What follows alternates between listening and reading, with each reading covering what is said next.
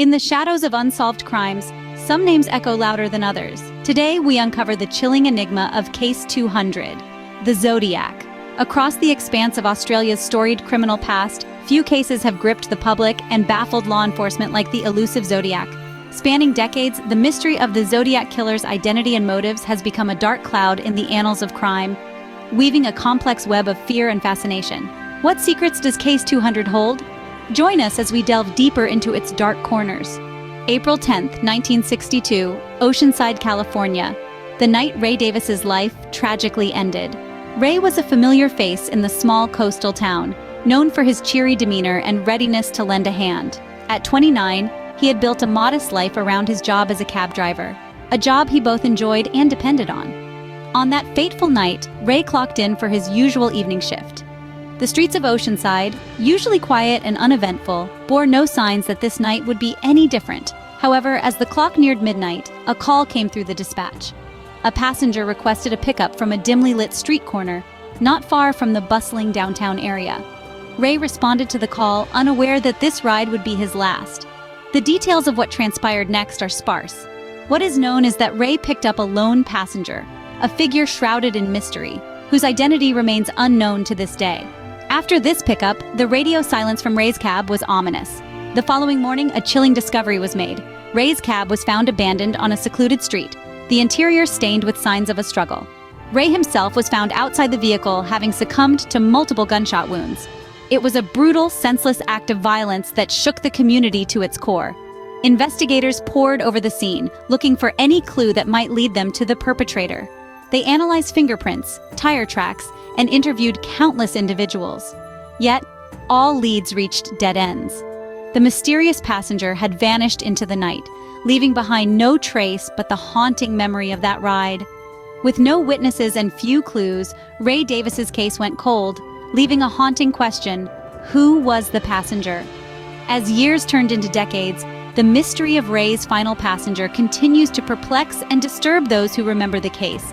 A stark reminder of the fragility of life and the shadows that linger in the unseen corners of our everyday world. Just a year later, a sinister discovery shook the quiet area of Gaviota.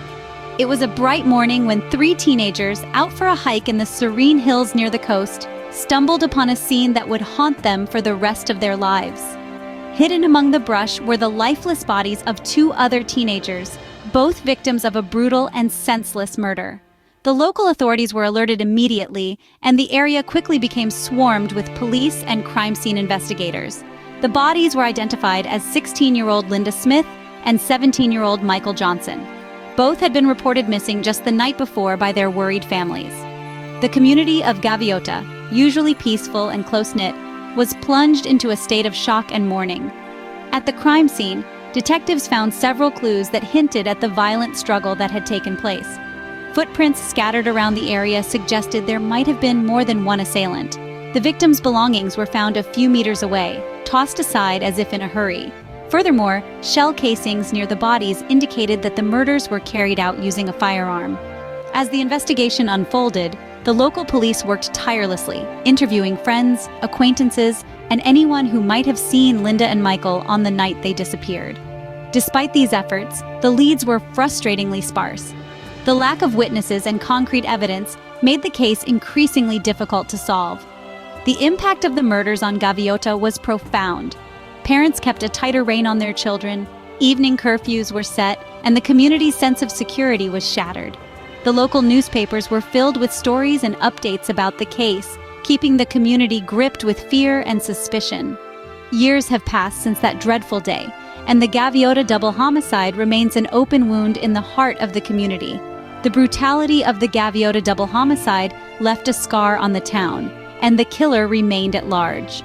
Ocean Beach, 1964, newlyweds. Johnny and Joyce Swindle's life together was cut brutally short. Johnny and Joyce Swindle had just begun their journey as a married couple, filled with dreams and plans for a future together. They were the quintessential image of young love, embarking on a new chapter in their lives. However, their story took a tragic turn one evening, right outside their new home in the serene community of Ocean Beach, California. The couple had spent a pleasant evening together and were returning home when the unthinkable happened. As they stepped out of their car, a shadow emerged from the darkness, a gunman who, without a word, opened fire. Johnny was hit first, and as he fell, Joyce tried to run, but she too was struck down. The assailant vanished into the night as quickly as he had appeared, leaving behind a scene of devastation and unanswered questions. The police were quick to arrive, but the killer had left few clues. The bullets recovered from the scene were of a common type, making it difficult to trace. Eyewitness accounts were scarce, as the streets had been unusually quiet that night. What puzzled investigators the most was the motive. The Swindles had no known enemies and nothing had been stolen. It seemed to be a random yet calculated act of violence. As detectives delved deeper, they uncovered a disturbing pattern. The method of the attack bore a chilling resemblance to other unsolved cases in the area, suggesting a serial perpetrator. The lack of clear motives, the style of the killings, and the cold efficiency of the attacks pointed to a more sinister and complex criminal mind at work. Despite extensive investigations, the case grew cold. Leads turned into dead ends, and the mystery of who killed Johnny and Joyce Swindle remained unsolved. The community was left in fear, and their families in perpetual grief. The murder of the Swindles not only devastated a family but also deepened the mystery of this ruthless killer. As investigators dug deeper, a pattern of chilling similarities began to emerge among these cases. First, let's examine the modus operandi. Each of the crimes involved a high level of audacity and a clear disregard for human life, a hallmark of the Zodiac. Ray Davis, a cab driver, was found shot in his cab, an eerie reminder of the Zodiac's infamous attack on a cab driver in San Francisco. The Gaviota double homicide and the Ocean Beach killings both featured sudden, brutal assaults on unsuspecting victims in isolated locations. This pattern of selecting vulnerable targets in secluded areas echoes the Zodiac's operational style. Geographically, the connections are equally intriguing. The crimes spanned the California coast, areas known to have been frequented by the Zodiac. The proximity to highways suggests a killer who knew how to quickly disappear without a trace, a strategy often employed by the Zodiac. Experts in criminal behavior note that the killer's penchant for taunting law enforcement with cryptic messages is another disturbing link. Similar to the Zodiac, who infamously sent letters to the police and newspapers, there were reports of mysterious calls and messages in these cases, suggesting the killer was both seeking attention and relishing the public fear generated by his crimes.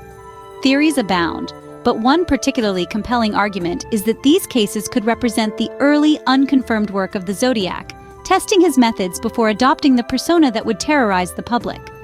This theory is supported by the timeline of the crimes, each occurring before the Zodiac officially made headlines. Could these cases be the work of a single perpetrator, perhaps the infamous Zodiac killer? The evidence suggests a pattern too systematic to be coincidental. The geographic trail, the similar methods of operation, and the psychological gamesmanship with law enforcement all point to a single calculating individual capable of such monstrous acts.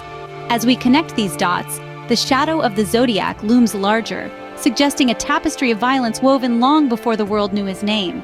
The shadows cast by these unsolved cases stretch long and deep. In today's exploration, we've traveled through a complex labyrinth of Australia's criminal history, encountering stories that chill to the bone. From the mysterious demise of Ray Davis in the quiet streets of Oceanside to the unsettling Gaviota double homicide, each tale has revealed the dark undercurrents that flow through seemingly tranquil communities. We've seen how the tragic end of Johnny and Joyce Swindle not only left a community in mourning but also marked a critical point in the investigation, connecting distant dots that sketch the outline of a remorseless predator. The recurring motifs of taunting calls and cryptic messages have only deepened the enigma, painting a portrait of a killer who delights in the terror of his game. These stories, while separate, are bound by the thread of unresolved grief and the relentless pursuit of closure by families who have been left with voids no answers can fully fill. The impact of these crimes ripples out, affecting communities, altering lives, and challenging our sense of security. Yet, amidst the darkness, there is a flicker of resilience, a community's collective resolve to remember and a law enforcement's undying commitment to justice. The investigations may be ongoing, and the wounds may never wholly heal, but the quest for truth remains as fervent as ever. As we continue to search for answers, we remember the victims and hold on to hope that justice will one day be served.